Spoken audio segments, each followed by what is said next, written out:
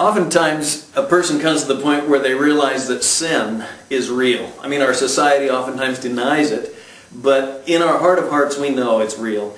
And when you get to the point where you realize sin is real, sometimes people think, if I could just quit sinning, maybe I could get right with God. Now, I don't know about you, but we can't. I've tried. I'll bet you have too.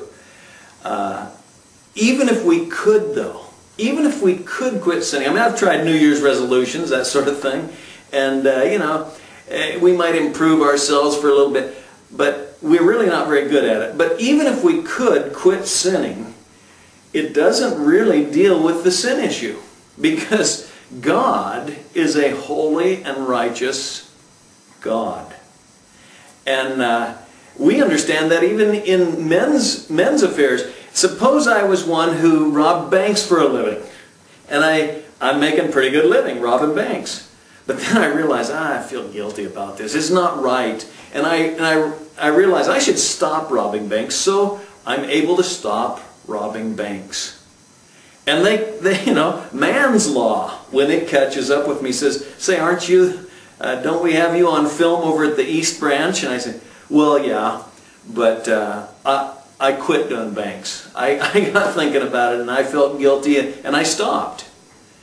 Yeah, but we've got you on film. Well, yeah, I know I did it, but what I'm saying is I don't do it anymore. In fact, I haven't robbed banks for several years now. Well, what does man's law say? It says, I don't care. You see, the law has been broken. There's consequences. We've got you on videotape. There's a dead teller over at the East Branch. There's consequences to what you've done.